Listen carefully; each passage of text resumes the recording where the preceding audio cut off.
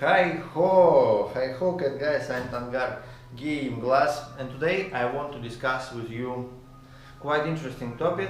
What is more important, graphics or gameplay? This is big topic, and I interested in it for a long time because I started to play games in 95, I think, 1995 year, and in that time games has very simple graphic, not much details.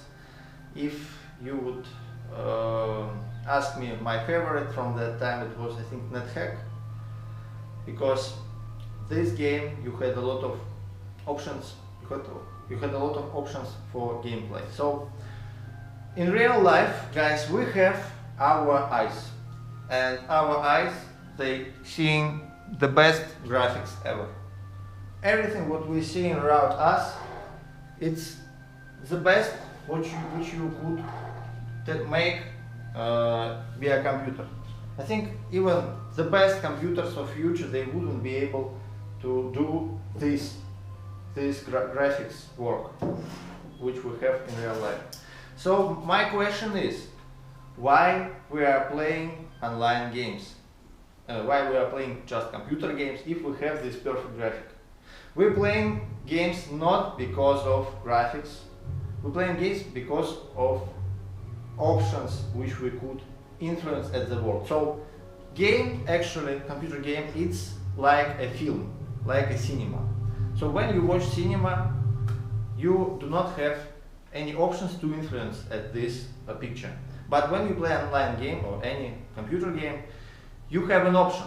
You could fight, you could stay out of trouble. It's like, you could play, you could stop, you could rewind forward or rewind back when you watch cinema at your computer. But in online games you have more possibilities. You have more possibilities, and its main goal of any computer game to give more possibilities to influence this cinema which you are playing. So every computer game, it's like a cinema, and you could have options in this cinema. Some computer games very simple, they don't give you much options. I'm not telling about only story, I also telling about possibilities, that you could take some item in the game, to throw it, to eat it, to break it, and etc. So now on, we have not really good trend of graphics in games, and online games also. And in games, trend of graphics, it's very big evil, because right now there are a lot of game engines which available for anyone for like $200. You could buy this game engine and create your own game, and right now we have huge amount of rubbish around. Why? Because people, they spend all their resources on drawing textures, on applying these textures to these 3D models, and it's called game development, and this is total rubbish. Because game development, it's not applying new pictures on textures, on these 3D models. Game development, it's actually coding, it's programming. And when you code, when you program, you could give your character, this cinema, more influence. You could give this game a lot of options what you could do there, a lot of options of your character development, a lot of options of interaction with this huge game world. And without it, it's just a cinema. And in the most cases, it's quite bad cinema. So better to watch normal cinema than play online game, which doesn't give you much options. Or another option, you could just go outside to the park, take your wooden sword in the park. It would be the best video picture, it would be best graphic. In real life, it's best graphic. And in computer games, my point is, graphics, it's not important at all. So why I play, for example, I play roguelike games like Tomnet. In this game you don't see much. You could see only symbols and your character, which are going in several directions, but you could do a lot of stuff with environment. You could take any item, throw it, you could take potion, drink it or throw it, and it would bomb and blind someone if it's potion or blindness. In such games you have a lot of things randomly appeared around you. So in any time there could be very interesting events, and every time when you play this game it's not the same. When you play, it's why I play online games. In single games you play in the script. You play as developers said you to do. So they think, haha, player would go here, here, here. So they made triggers, they guide you through gameplay. That's why I do not play single players. Because I like to have some random. I like to have some real emotions, real events. Because real player, when you interact with him in online games, he has very unpredictable behavior. He could kill you, you could meet him, you could tell, oh hello, he said, hello, very nice to meet, he said, very nice to meet you too. And then he just kill you, that's all, and he took all your stuff. So you didn't predict it, and it's interesting. What makes this cinema interesting? So a lot of interaction with unpredictable, real players. That's why I play online games, not single player. But still, in online games right now, it's very straightforward games.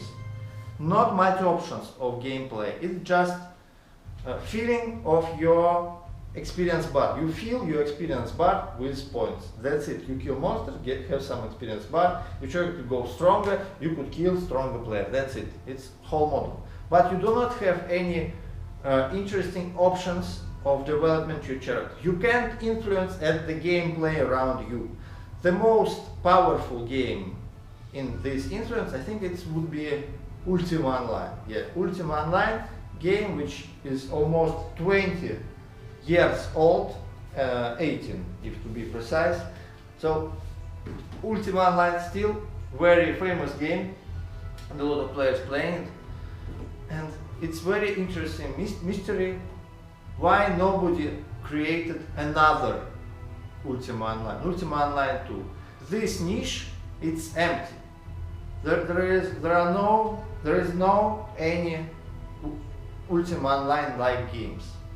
For example, Albion Online right now, they developed this game. It's not bad at all, but you know, it's a more poorer in your interaction with world. It could look better than Ultima Online a bit, graphics like quite the same, but in Ultima Online you could make a lot of more stuff than in Albion. Why, you could ask me? I think developers, they wanted, at the beginning they wanted to create Ultima Online like game, but then it's, I think, manager or director of this firm, he said that, oh, let's make this game cross-platform. And they created this cross-platform style with skills at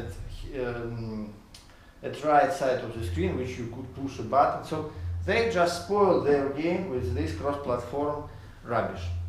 And it's another interesting mistake which made by online games developers. So what my main point here, I want to tell that for me, I think that gamers, all gamers, they have several stages of their development as gamers. So when you just start to play games, graphics, it's very important stuff for you when you just start. But after some time, when you played several games, you become quite unaffected to graphics. You become not unaffected, you become quite independent from this idea of how game looks. for you as a new stage of gamer development, it's very important to have